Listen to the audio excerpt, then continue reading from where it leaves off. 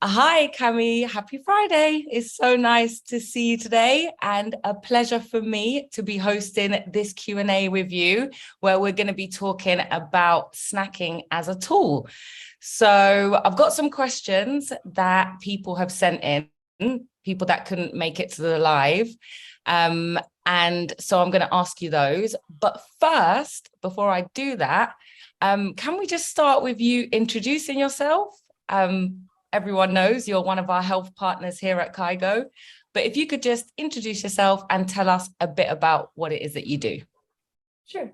My name's Cami Graves. I'm a registered dietitian-nutritionist, and my focus as a dietitian is to make my clients achieving their nutrition goals easier. I do that a lot by helping with the practical side of things, helping sort through nutrition information, make decisions about what to actually eat, and then selecting recipes, and sometimes often meal planning, and then sometimes even the meal prep as well. Amazing. So today we're going to be talking about... Oh, my voice was repeating back to me then. It stopped. It's fine. So yeah, today we're going to be talking about snacking as a tool. But for anyone who is thinking, what does that actually even mean?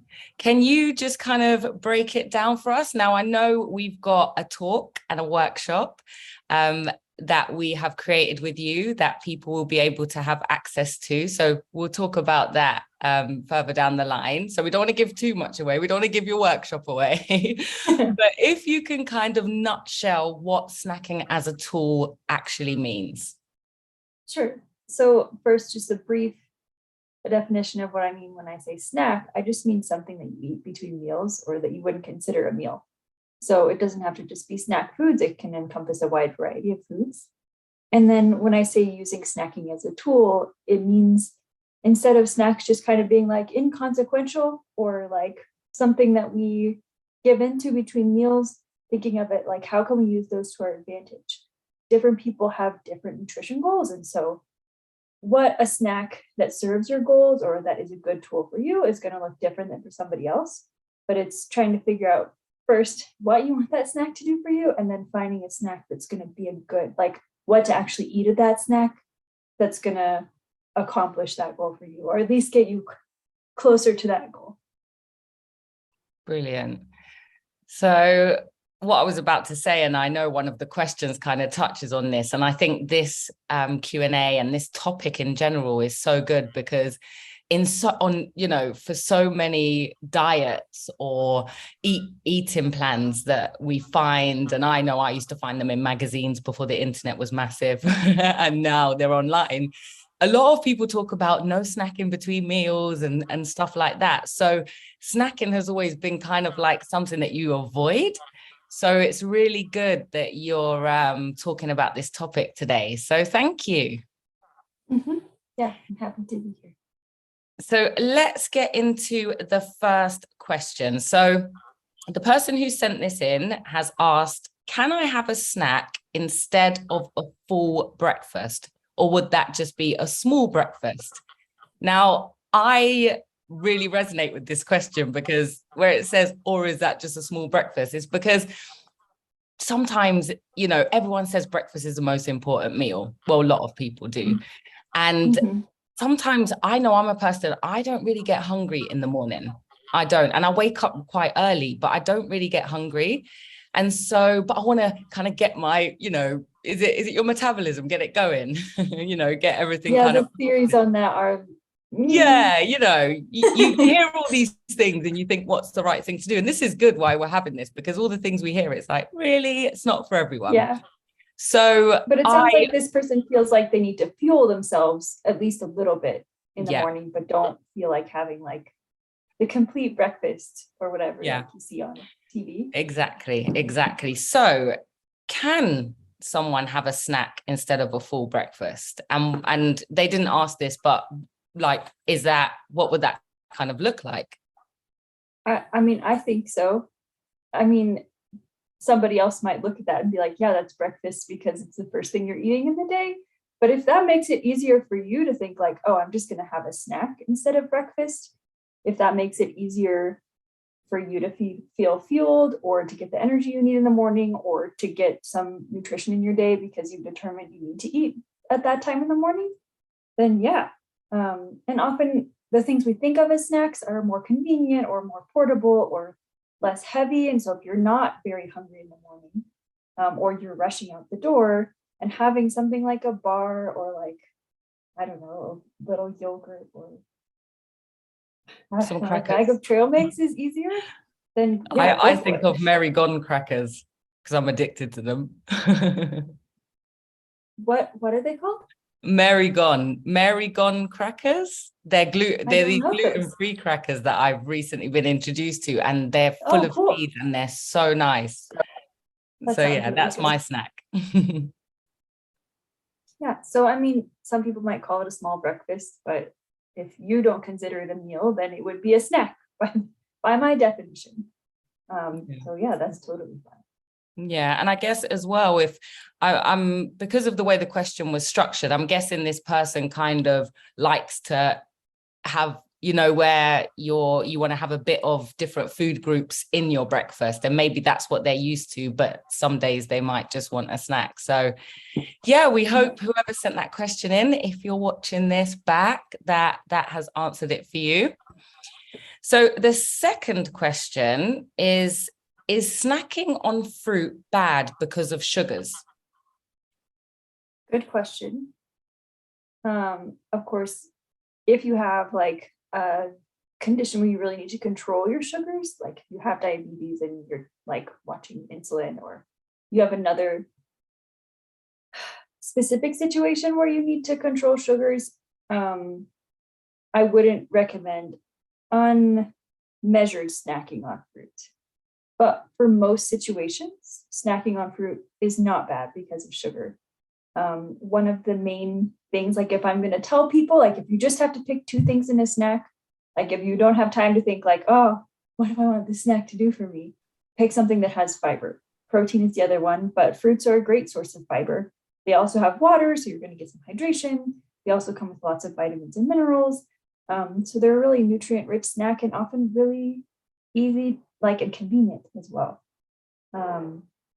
We know that one of the things that many studies have shown, there's a lot of studies that have shown, different advice about like eggs, or is fat bad for you? Is sugar bad for you?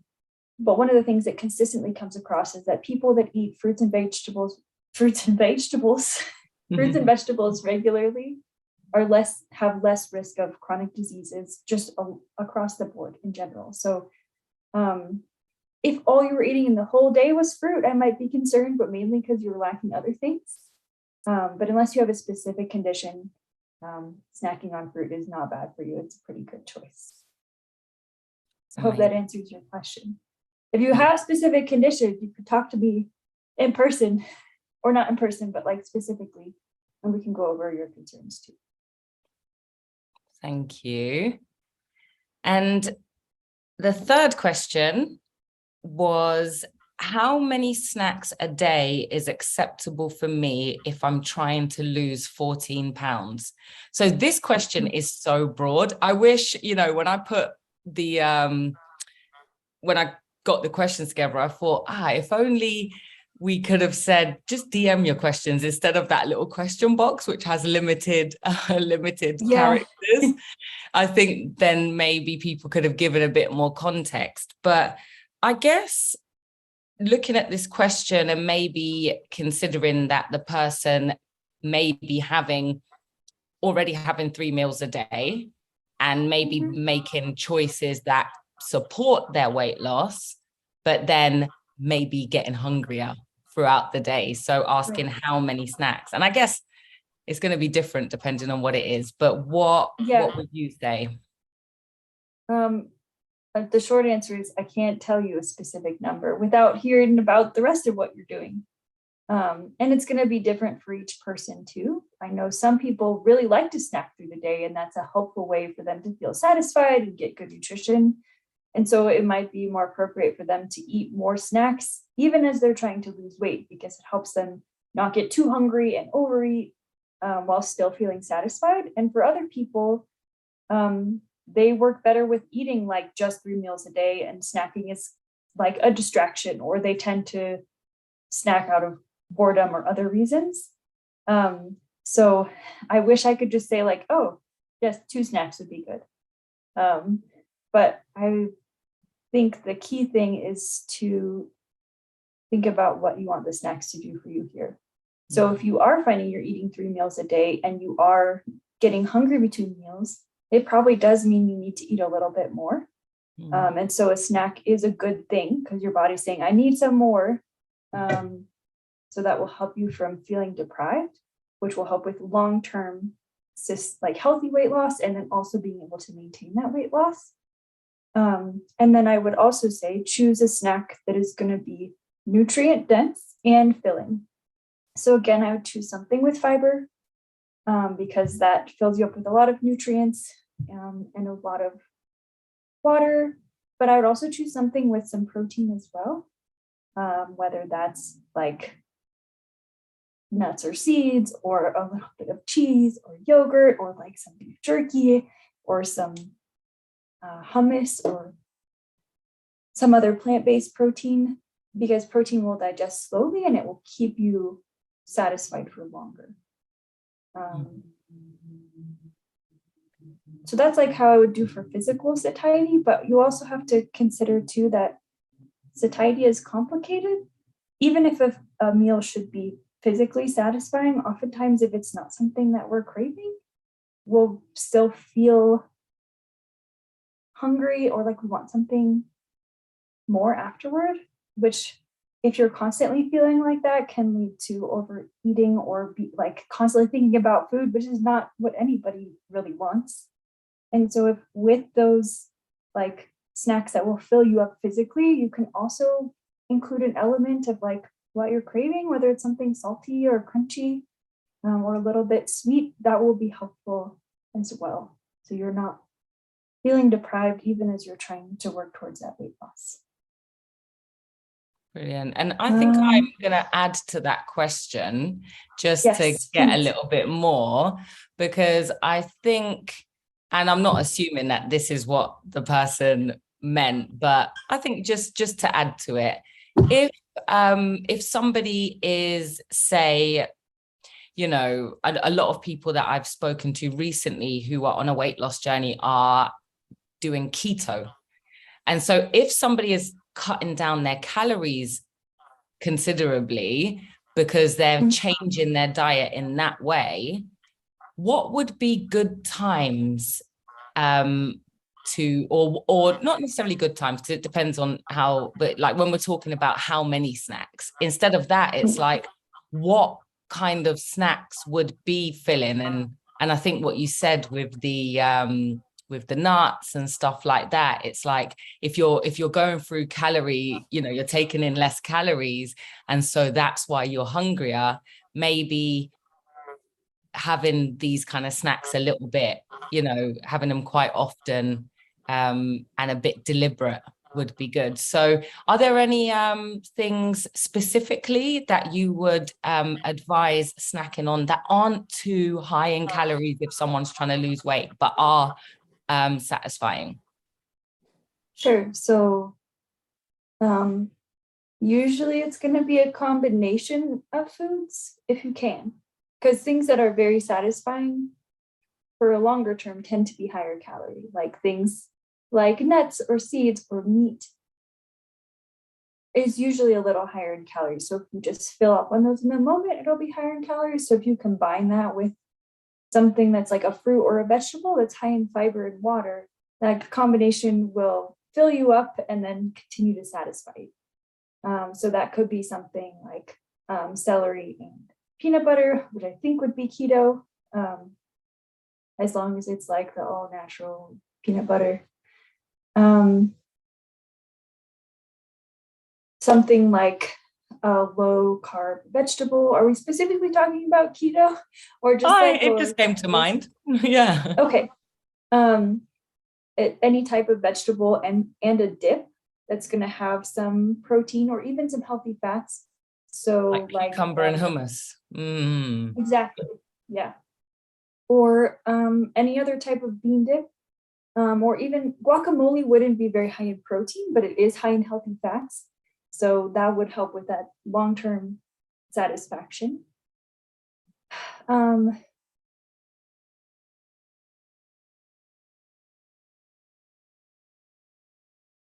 Sorry. I think that's I think that's a good couple of options. Are higher carbs. So if you're doing lower, like we talked about earlier, they are a healthy choice. But if you are following a keto diet, you're not going to be able to have many fruits. But in general, fruits are a healthy choice for carbohydrates and very high in fiber and water, so fairly low calorie. Combining that with nuts or seeds, or like some high protein dairy, so Greek yogurt or cheese, or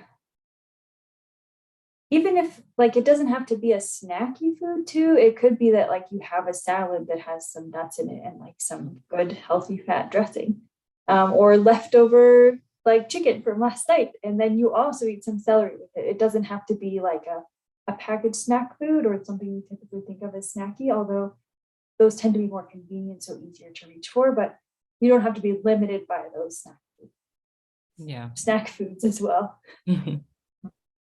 The other thing I wanted to say too about is if you find yourself snacking, not necessarily out of hunger, if you can, it's good to think about why you find yourself snacking when you're not hungry. And that can be difficult to figure out because sometimes we don't know, but often it's for another reason like boredom or feeling stressed or wanting to feel comforted.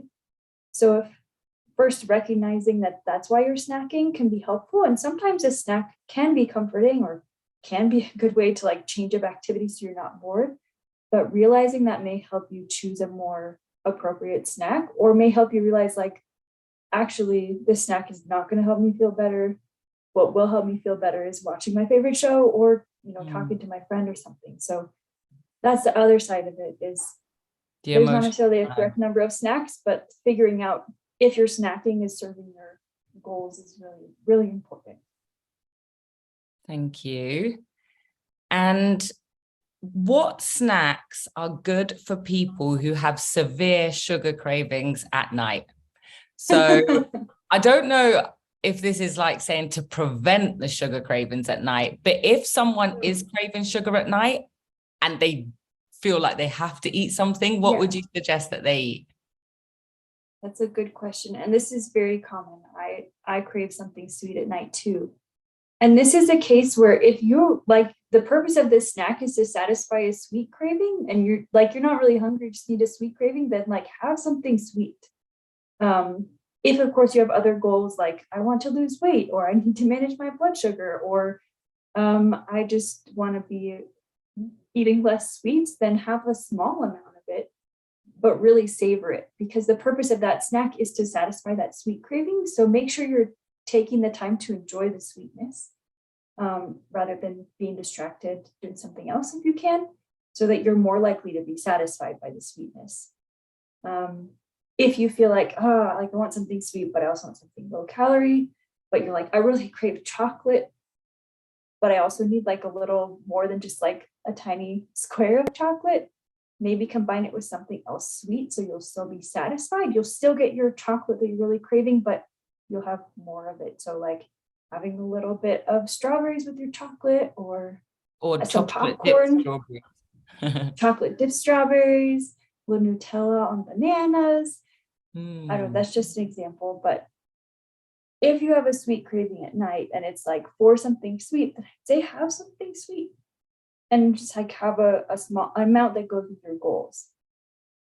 If you feel like you're having sweet cravings at night and they're just like excessive, it may be also worth looking at what you're eating earlier in the day to make sure you are getting enough nutrition, because oftentimes a sweet craving can be because your body is like, I do not have enough.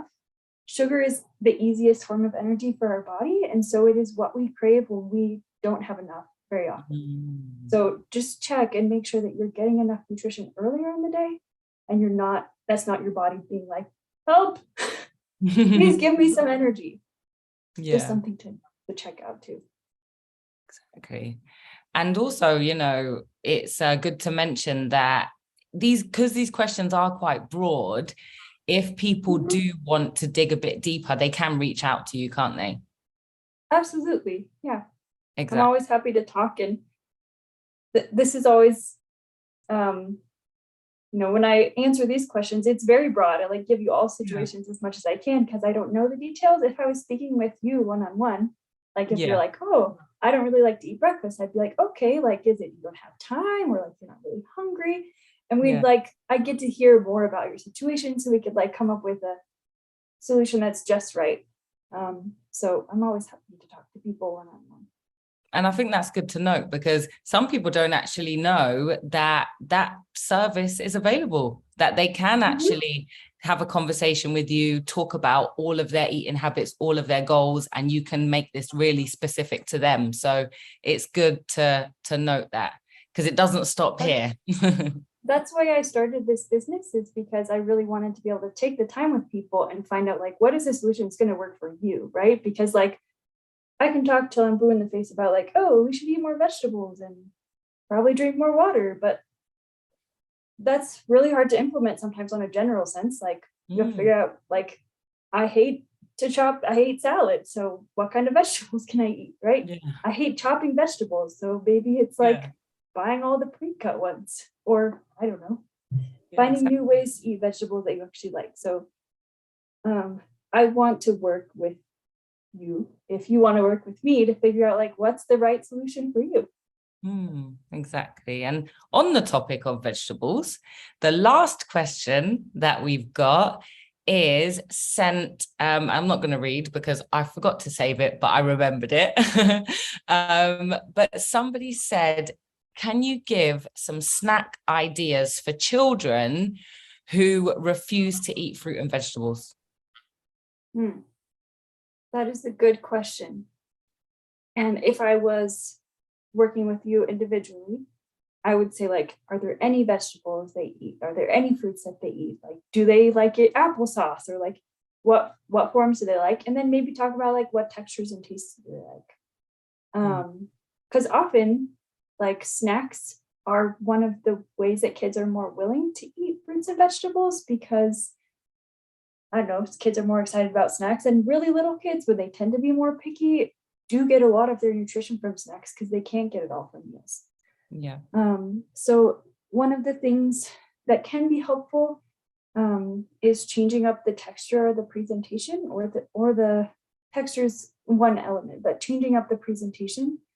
So if you normally serve like raw vegetables, try serving cooked, or vice versa.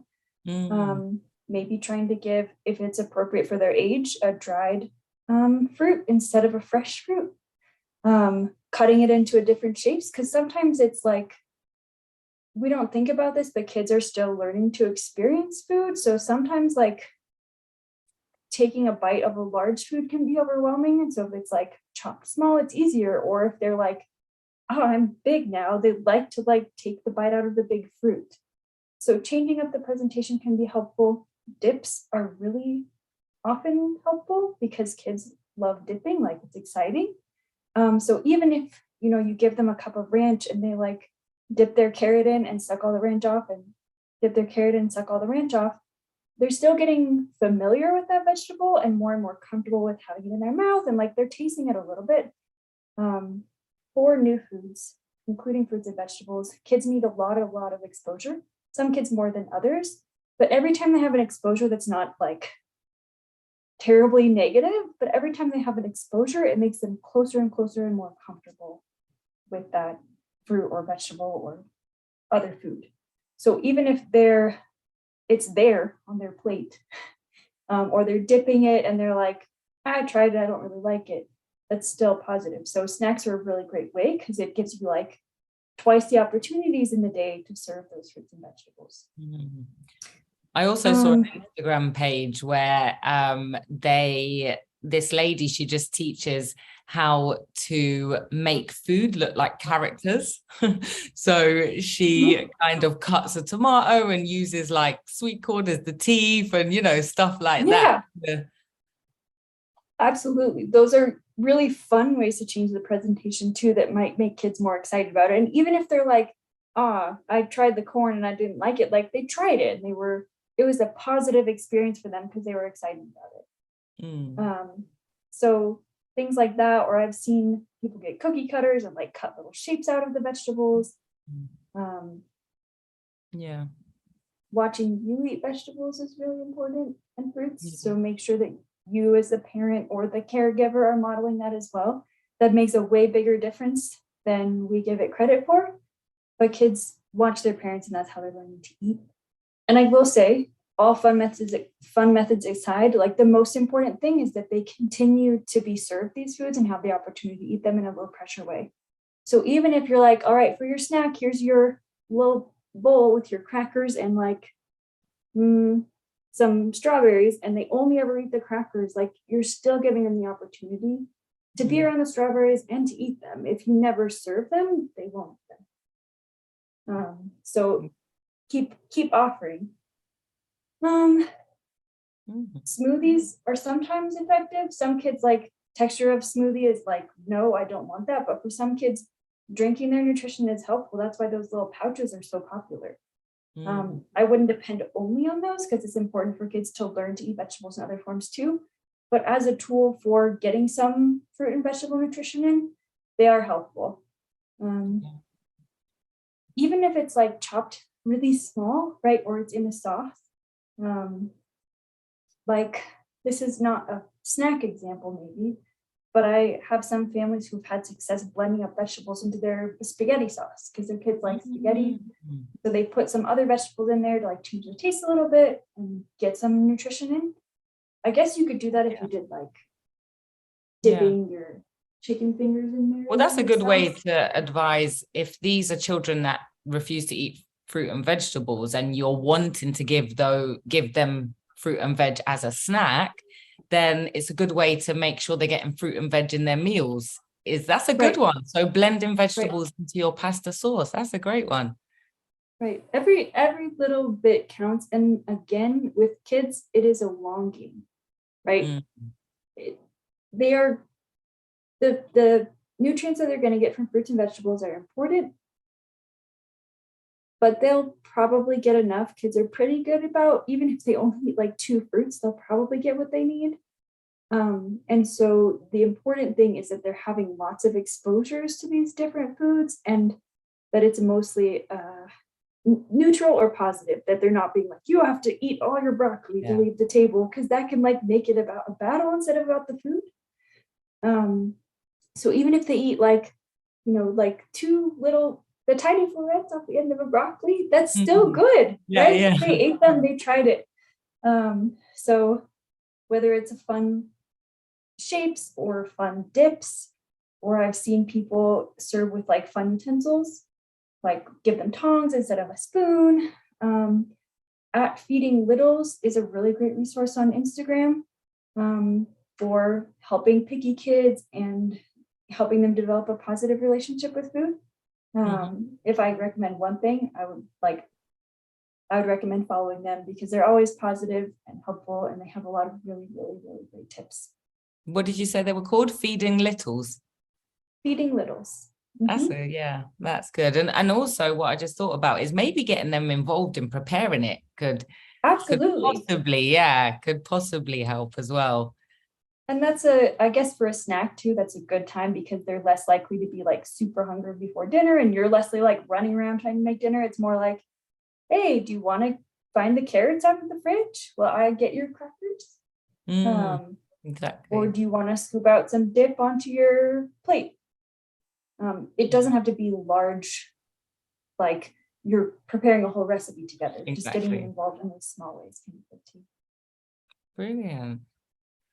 Well, some kids really like those seaweed snacks, those roasted salted seaweed you can get at Costco or Trader Joe's, most grocery stores, because they're salty and crunchy like potato chips. I mean, they do have like a different flavor. They're not potato chips, but that can be one. And there are more and more veggie chips that are actually like dehydrated veggies, not just like potato chips with veggie coloring in them. So that could be an option too for a different texture. Oh, and freeze-dried fruit, more expensive, but crunchy. So if your kids are into crunchy snacks, which a lot of kids are, that could be a good option to just like vary up the texture of fruit and make it more interesting. I also like the idea of making the popsicles out of fruit and veg and they'd have an ice cream. Here you go, have an ice cream. Right. And that's basically a smoothie, but in a different texture form, and great for when it's hot, but also fine for when it's cold. A great resource for those recipes is Happy Kids Kitchen. If you just Google that, she's got lots of kid-friendly popsicle recipes and lots of other good kid-friendly recipes too, but that's another resource I would absolutely recommend. Brilliant. Thank you so much. Well, we hope that everybody who sent a question in is feeling helped and has got some form of support or a little bit of clarity. But again, if you want to dig deeper, then Cami is available. And what will people have to do to reach out to you? So I'm Nutrition for Real Humans on Instagram and Facebook. You're welcome to send me a message there. I'm also on Kaigo, so you can send me a message through the chat function as well. And you can also go to my website. There's a contact page there that will allow you to email you if you prefer email over social media. It's just nutritionforrealhumans.com. Brilliant. Well, thank you, Cami. Thank you for your time today and all your snacking insights. And thank you for everyone that sent a question in as well. Sorry if you sent a question in that we haven't seen. I got them sent a couple of hours before this started. So any that was sent last minute, we will try to pop you an answer back in your DMs or something like that. But enjoy the rest of your day, Cami. And yeah, everyone watching this too. Thank you. You too, Penny. Bye. Bye.